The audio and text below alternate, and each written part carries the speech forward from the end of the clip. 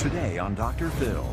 Does it strike you odd that you're engaged to somebody you've never met? Scammed by men they met online. I've sent Max money. $25,000 you're putting in a cornflakes box and shipping to Ghana.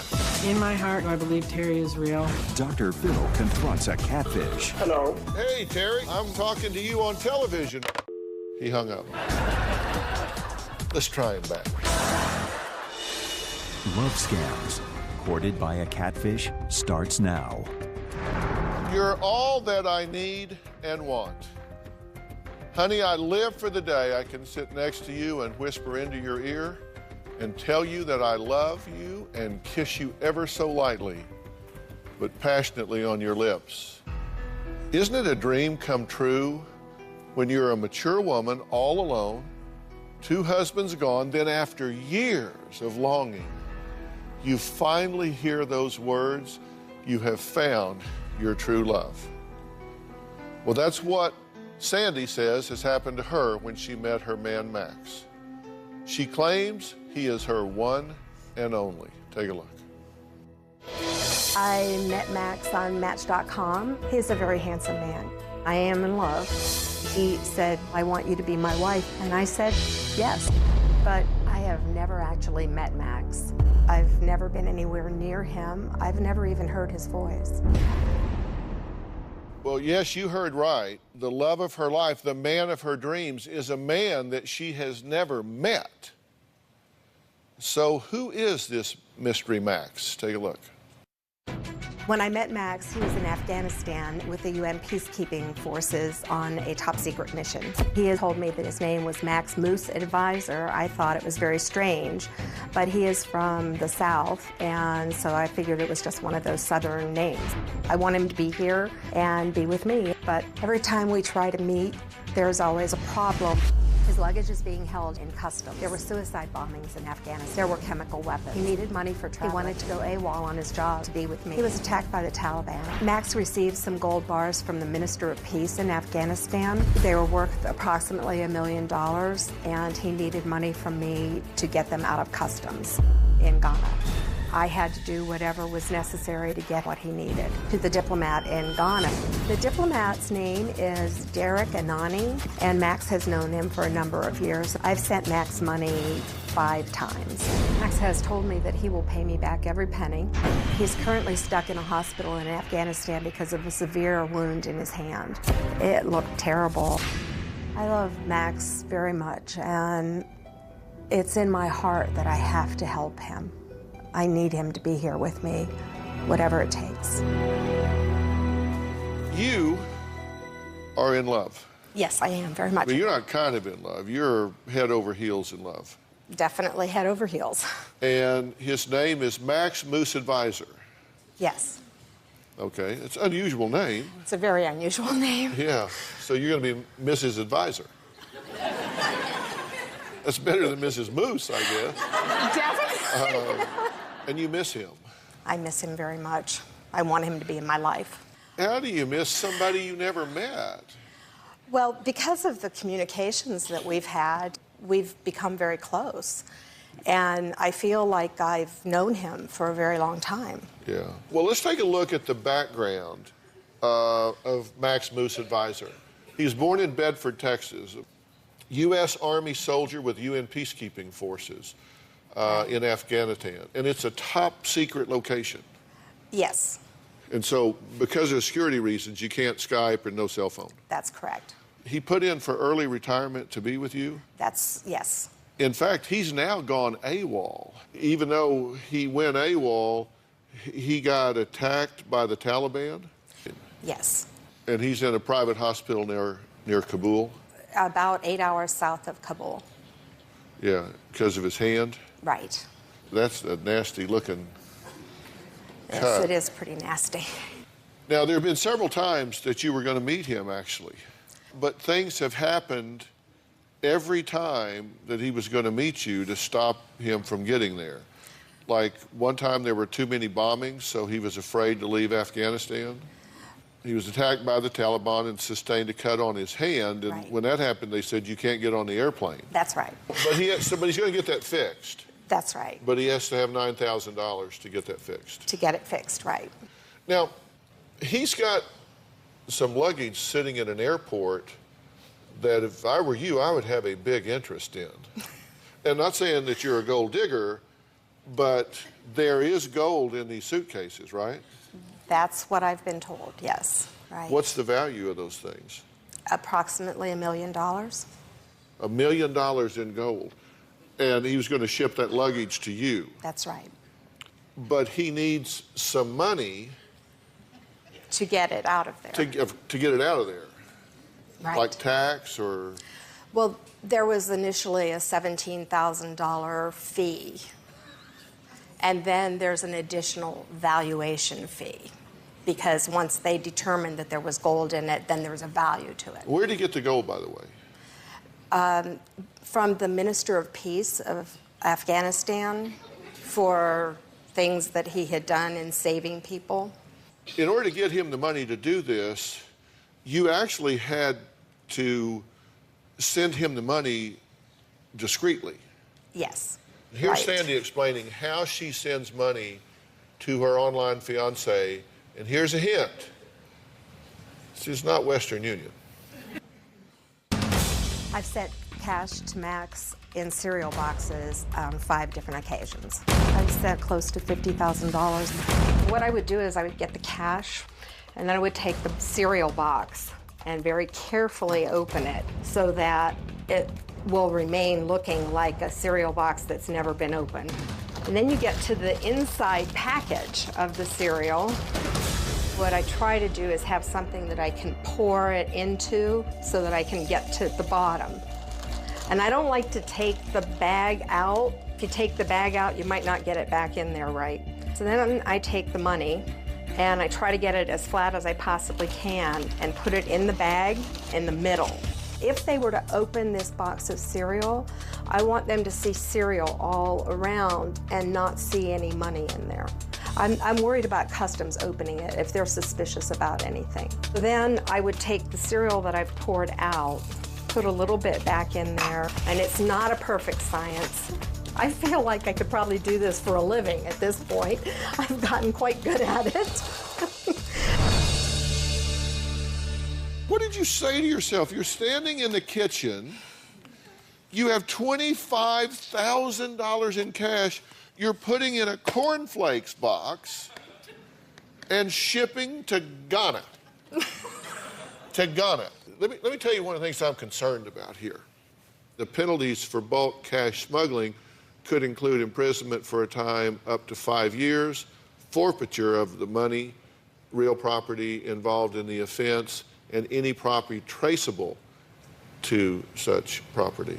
So you're smuggling money in violation of Homeland Security regulations to a foreign country and have exposed yourself to potential fines, penalties, and 5 years in the federal penitentiary. That's pretty frightening. Look, let's take a break. Next, we're going to find out just how much money Sandy has sent to Max. Plus, I'm going to take a closer look at those love emails Sandy says Max sent her. Is there more to them than meets the eye? We'll be right back.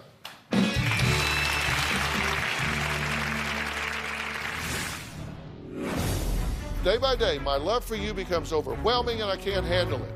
Pig Busters! Day by day, my love for you becomes overwhelming and I can't handle it. Would this be a cut and paste romance? And later. I want you to tell me where you live in Houston. Okay, I live around, hello? Terry, I wrote to Dr. Phil to get you out of that country. You better be a real person because I'm on national TV and I'm going to look like a fool. I know. Sandy and I have known each other for almost 10 years now. I have always known Sandy to behave rationally. But when she said she had given this man a total of $36,000, I think I was speechless. I immediately thought of 2 previous Dr. Phil shows that I had seen on dating scams. There is no question in my mind that this is a scam. Sandy did not want to believe me. She said she was in love with this man. I want Dr. Phil to show Sandy that this is a scam. You sent this guy money. On February 5th, you join the dating site. On the 10th, you get your first email from him, right? Yes. Okay, and now here we are. This is February. The next month, you have sent him $8,294.76. Right. Then, in April, between the 4th and the 19th, you send him $33,485.05. The next month, between the 9th and the 18th, you send him another $18,152.65. That's right. You must have been in a bad mood in June. He got $260 from you. In July, he got $25, $67, $29. In August, you've shipped him $410.50. Yes. Total over 6 months, $63,370.25. You have never met him. You have never talked to him. That's correct. Jennifer, you look like you're in shock. I'm finding out a lot of things that I'd never known. I asked my team to cross-check some of the emails that Max Moose advisor sent to Sandy, and this is what they found out. Take a look at this. He says, "You became my reason, my existence, my dreams, and my future just by being yourself, and I thank you. I thank you with all my heart for being the most important part of my life. I love you." Like you say, I mean, girl likes to hear that, right? Yes, of course. And there's a website out there that's called Pig Busters, under the theory that some men are pigs. Pigbusters.net. And look what they found. Word for word, syllable for syllable. On March 18th, day by day, my love for you becomes overwhelming and I can't handle it. Pigbusters! Day by day, my love for you becomes overwhelming and I can't handle it. Would this be a cut and paste romance? It appears to be. I want to show you something else. Max is from Bedford. And like I said, that's my stomping ground, Texas boy. And here's some of the language from an email that Max sent Sandy on March 4th, 2013. It says, "What you plans for breakfast? Any idea the attire you will be wearing and what color to work?" I'm from Texas. Yes. And I've never heard anybody say anything like that. Here's an instant message on April 7th. "All now is how I get home soon to make all of this reality and pay you back all I owe. Please soon, I will okay. Honey, how long will you raise the money?" This is a person for whom English is not their first language. From Nigeria and Ghana and some of that part of the world, they don't use articles in speech the way we do. So these and ands and all get dropped out in the translation because they don't use that. Okay. Now, Sandy says Max Moose advisor told her that he was a U.S. Army soldier, with UN peacekeeping forces doing something in logistics. We're going to see what a private investigator has to say about this when we come back.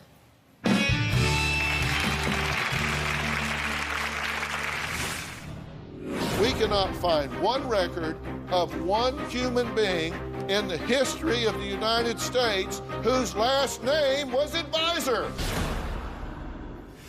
And later, You and I are both from Houston. Where do you live in Houston? Let's try him back.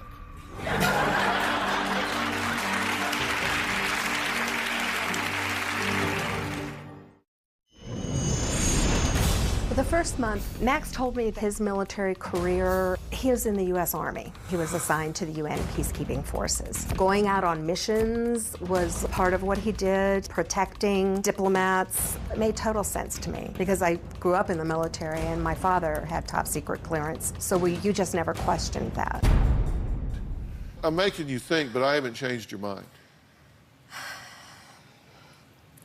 I love him very much. The him you're talking about is him. So there's 26 of these sites. I won't go through all their names, but this is site 1. On there, the name is Alan Moose.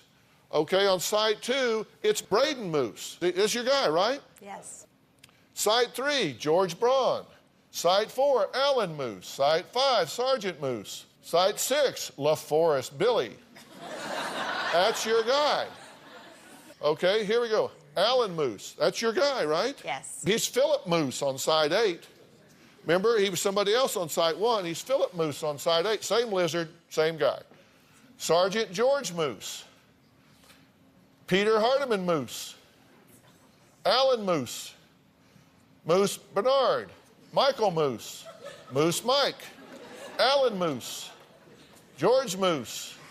Peter Hardiman Moose. Sergeant Moose. Braden Moose. Philip Moose. Moose Bernard. All of these, a different site. Michael Moose. Sergeant Moose. You got that picture? No. How about this one, Mike Moose? No. Braden Moose again on 25. Sergeant George Moose. Well, it got in there. Just a moose. Okay? Do you see this? Yes. This guy is on, he's been picked up on 26 different sites. Now, Brad Allen is a licensed private investigator who helped investigate Max Moose Advisor and found those 26 websites with Max's pictures. Brad, this guy's done nothing wrong, correct? Correct. This is not the bad guy. They stole his picture and they read his name tag. Whoever he is, we want him to know his photo is being used to perpetrate a scam. Now, Sandy also says Max Moose Advisor claimed to have been in the Army. Now, here's a picture. A private investigator, Brad Allen, says the uniform in this picture is not an Army uniform. We have two mannequins here to help show Sandy the difference. Here to help me also is Scott Madsen, who's the president of Pietzke Productions, which is one of the production companies involved with the Dr. Phil show. Scott, you were a career military. This is a Marine uniform. This is a uniform that they say is Army. This is a Marine uniform. This is an Army uniform. Now, Scott, would an Army guy wear a Marine uniform? Would a Marine guy wear an Army uniform? And if not, why not? Well, not a chance is the answer to your question. You know, the services have a huge pride of themselves and competition between other services. And although I was career Air Force, I wouldn't wear an Army uniform or even shirt just because, you know, it's just like a competitive sports team. Now, Sandy says Max Moose Advisor sent her this picture with the word advisor on his shirt. Then he has other name tags where it says Max Moose. Now, investigator Brad Allen checked the most reputable databases available to search public records for Max Moose Advisor, and he found two men named Max Moose, but they died when? 1994. 1994. Other than that, the name does not appear in the United States. There's not another Max Moose in the United States. So what we have here are 50 phone books. We went to every state. We looked everywhere so you can check for yourself. Like you can go to Seattle. You can look up where advisor would appear. See, these are the A's over here. This is where advisor would be in the alphabetical order. There's nobody in the entire city of Seattle that has the name advisor. There's nobody in the entire state of Utah that has the name advisor. And there's nobody in Bedford, Texas with the name advisor. It does not exist. We cannot find one record of one human being in the history of the United States whose last name was advisor. Advisor is a job.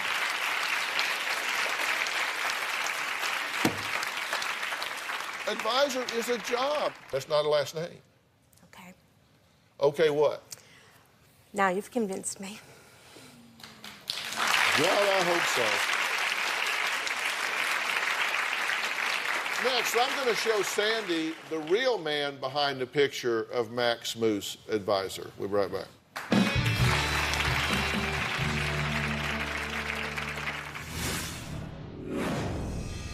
The investigator gave me photos of the person that he believes is the real Max Moose advisor. I can't show these to the audience due to privacy laws. You ready? Sure.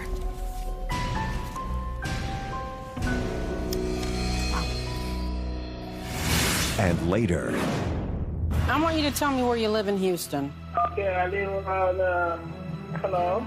Terry, I wrote to Dr. Phil to get you out of that country. You better be a real person because I'm on national TV and I'm going to look like a fool. I know. Sandy said, Max tells me everything I want to hear. And my first reaction was, Sandy, listen to yourself. He's telling you exactly what you want to hear. Someone is manipulating her. And I'm at a loss because I don't know what to do to help her. Sandy says that Max Moose advisor told her that he was born in the Baptist Hospital of Texas in Bedford, Texas. That's what he said. Investigator Brad Allen checked the American Hospital Directory. And guess what? Does not exist. It doesn't exist. Sandy says that Max Moose advisor told her that he went to school at A&A Children. Guess what? Does not exist. Sandy says Max Moose advisor told her that he also attended Calgary Baptist School. Guess what? Does not exist. The hospital doesn't exist. The school doesn't exist. The university doesn't exist. Max Moose, the only two there were, died in '94, and there's never been anyone by the name Max Moose advisor in the United States of America. And the emails you're getting are from a sweatshop in Ghana. Now, my next guest is a retired Dayton, Ohio police detective. Now, Mary Leal says she wanted to find out who was behind these online romance scams. So she went undercover to catch a catfish. Take a look at this. We have an abundance of women today that are so vulnerable to these overseas romance scams. I've been investigating these for the last 6 years. I decided to go undercover to catch a catfish. I went online and set myself up as bait on 3 different websites. I used my own identity and my own picture, and within 3 minutes, I was getting hits on my profile.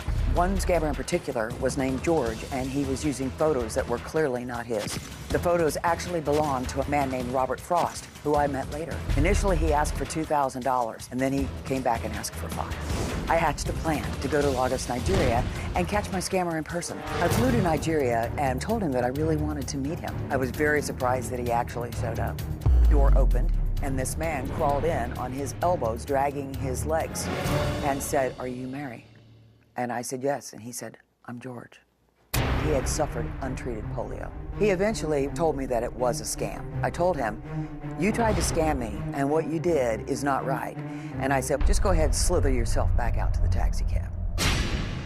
While I was in Nigeria, I also visited an internet cafe where they were running a huge scamming operation. What I saw was 20 people signed on, and almost every single computer had an instant messaging screen up. I saw very, very young children sitting at these computers, so I took a picture, and they were not happy. They started jumping up, and I had to run out of the cafe to get away from them. The moral of the story is the person on the other end of that line is not who you think it is. So, Mary, this guy hit you. How long had you been registered before you got the... My profile went up, and 3 minutes later, he was on it. Investigator Brad Allen gave me photos of the person that he believes is the real Max Moose advisor. I can't show these to the audience due to privacy laws because he's not been arrested, he's not been indicted. You ready? Sure. To see Max Moose advisor.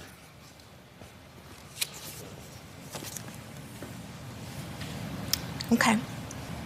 Young. How old would you say, Brad? Well, he looks to be about 16, 17, maybe younger. So what do you say about this?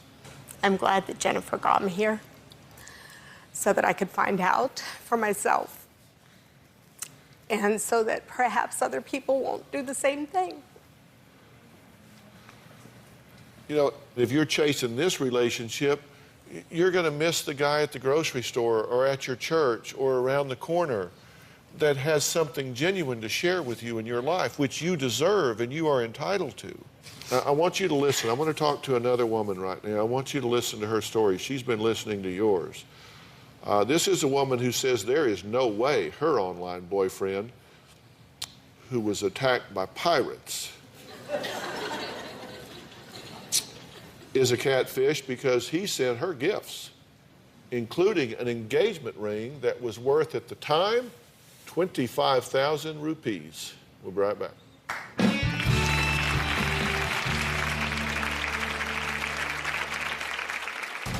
I met Terry online through a dating website. This is the engagement ring that Terry sent to me from India. It's little and cute, and it's sparkly, and it's really nice. I've never met him. I've never seen him face to face. But in my heart, I believe he's real.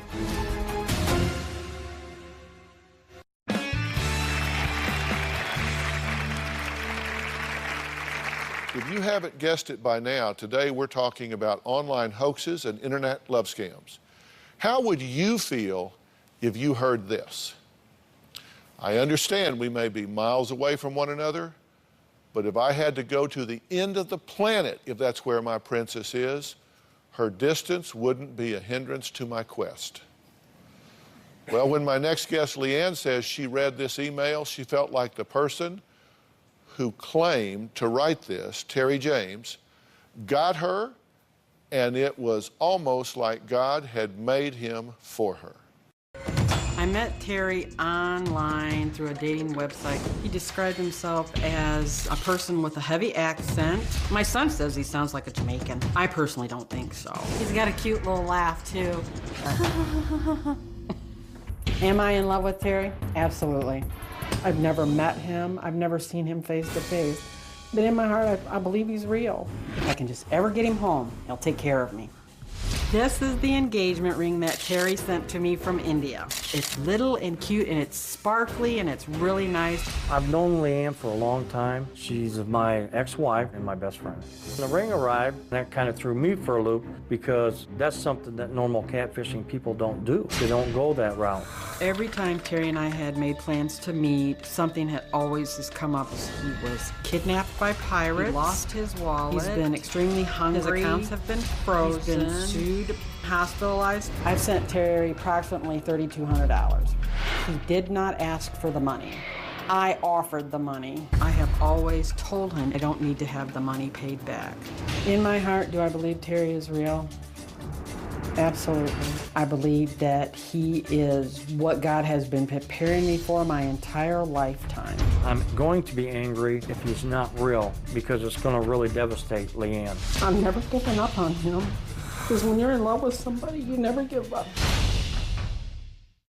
Well, Leanne says she called Terry after arriving here in Los Angeles. Let's see what happened, then we'll talk. I'm just going to try to call Terry and see if he'll answer the phone. Hello? Hey, it's Leanne. How are you, honey? What are you doing? Are you feeling better? I'm thinking about you. I miss you something fierce. I miss you so much. I miss you so much. I just can't explain. I want to show the world how much I love you.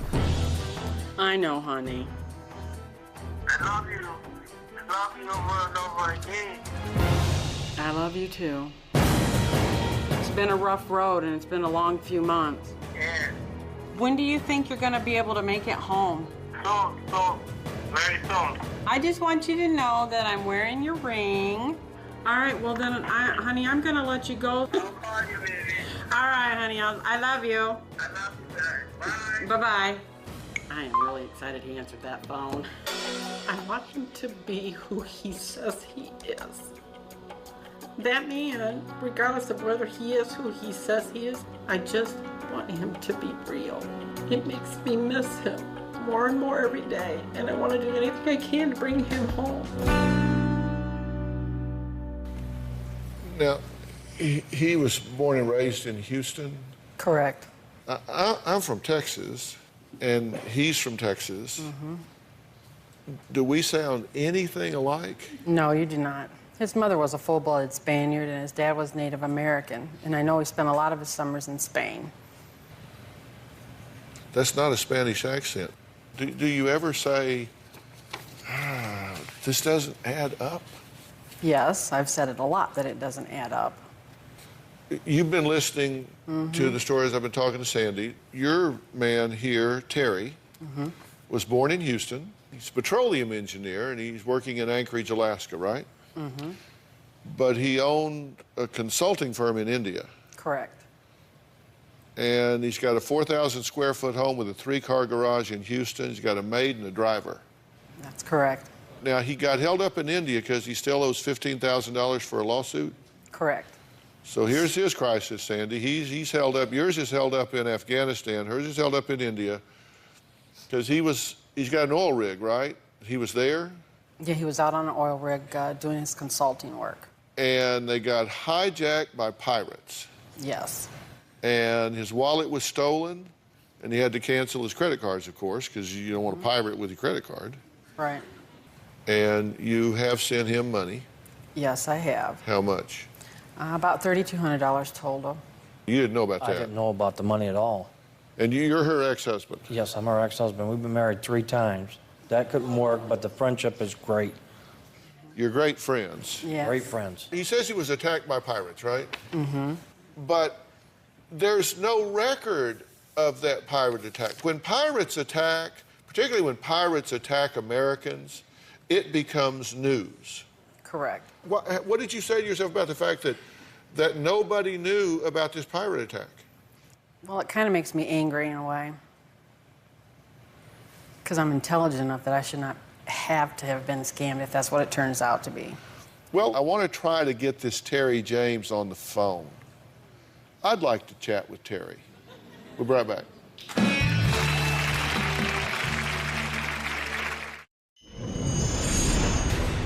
If I had money to give Terry, I'd give it to him.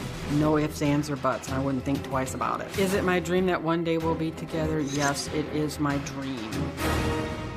Now, Leanne has spoken to Terry on the phone, so let's try and call him now and see if he'll chat up Uncle Phil. Okie dokie.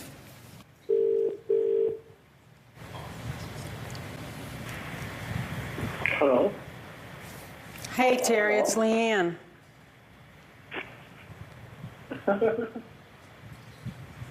How are you? I'm good. How are you doing? I'm fine. Dr. Phil wants to talk to you. Hey, Terry, how are you? I'm fine. How you doing? How you doing, buddy? I'm fine. I'm talking to you on television right now. You're famous.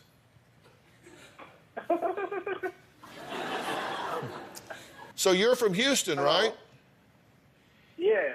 Yeah, I'm from Houston. So where do you live in Houston? Yeah. Hello? Yeah, hello? Can you hear me? Yeah, well, I can hear you Hello? fine. No, I can hear you fine. Oh, okay. Yeah, so you and I are both from Houston. Hello? I was just saying, you and I are both from Houston. Where do you live in Houston?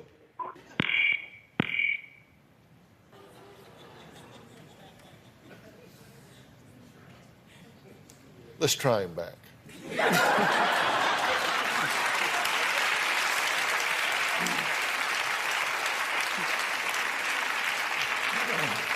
Are they ready? Oh, yeah. Okay. Oh, yeah, we're ready. Hello? Yeah, hey, sorry, we had a bad connection there. Hello? Yeah, hello? Yeah, can you hear me? Yes, I can hear you fine. Leanne and I are here just chatting and wanted to visit with you. Okay. I was just saying that you and I are both from Houston. Where do you live in Houston? Hello? Terry, can you hear me? Hello? Terry. Can you hear me? Yeah, I can hear you. Yeah. I want you to tell me where you live in Houston. Okay, I live on, hello? Terry, I wrote to Dr. Phil to get you out of that country. You better be a real person because I'm on national TV and I'm going to look like a fool. I know. Hey, Terry, it's Dr. Phil. I want to help you get out of there, man. Sure. I know. How do we get you out of there? Tell me what you need to get out of there, because I'm the make it happen guy. I just know they need a guarantor, you know? Let me have your address in Houston. I need your address and your social security number. Yes, I can hear you. Yeah, I need your address in Houston. Give me your street address in Houston. Hello, Richmond Avenue? Ridgemar Avenue. Can you spell that for me? He hung up. Okay, what do you make of this? I'm not really sure anymore. I mean, I can hear what you're saying. I know what you mean. I know. I never heard the word catfish until my kid said something to me. But here's the thing. Forget the word catfish.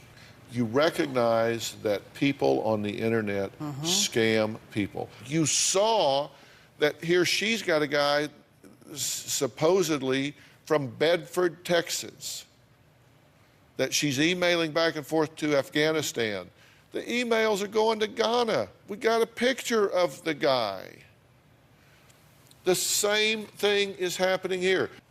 You're in love with a guy you've never met. And we had a good connection until I said, give me your address in Houston. Then all of a sudden, he goes away.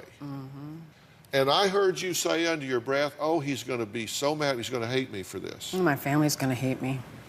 Your family? Yeah, my family's going to be really upset because they know I'm smarter than that.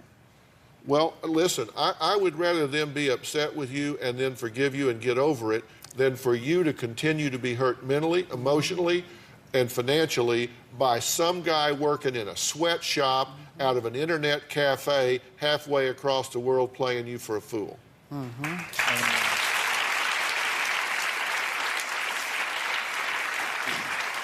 The only thing worse than being jerked around for 6 months is being jerked around for 6 months in one day. And this lady right down here would be real happy to change places with you, because you just have to transpose your numbers and add a 0 to get where she is. Hear me. I'm trying to help you here. I hear you. Do you? Yeah.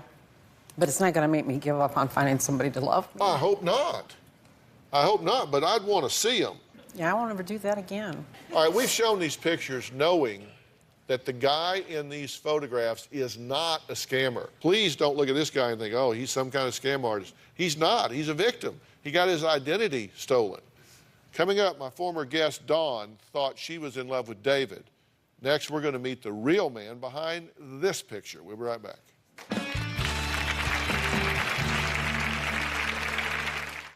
Former guest Dawn admitted to falling in love with a man she never met, but gave him over $30,000 during the past year. Take a look.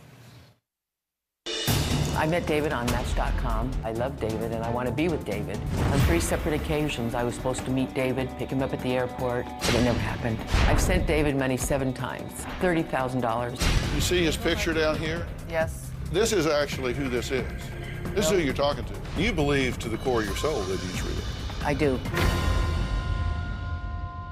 This is the picture of the man Dawn knew as David.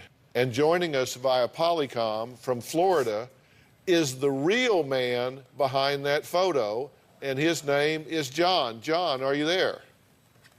Hello, Dr. Phil. I'm here. Yes. Well, thank you so and I can much. hear you. Well, good. You can hear me. I'm not going to ask your address because you're the good guy. You are the person that the Catfish stole your identity and used it to milk $30,000 from this woman, Dawn, correct? Yes, sir. I guess so. And how did you find out about this? My sister tapes your show on a regular basis, and when she got home from work one day, she was recording, replaying it back, and called me from up north and said, you better sit down. And when I was talking to her on the phone, she said, look at the picture I just sent you of my TV. And the picture that was picture of me on your show with your Dr. Phil banner at the bottom. So you're not the person that, with the story that was being attributed to you, you're just a regular guy just living in America, minding your own business, right? Absolutely. Well, listen, I really appreciate you touching base with us, and I did want everybody to know, and you've heard it today, and I said it on the show you were on. I make it very clear that you're the victim in this, not a perpetrator. And I hope that's clear to everybody. This is one of the good guys. And thank you so much. I appreciate it. You're welcome. Thank you. The real-life people in these pictures are victims like our guest today. So if you know them, if you recognize them, let them know that somebody has stolen their identity and is using it to break hearts and steal money. Thanks for being here. So long.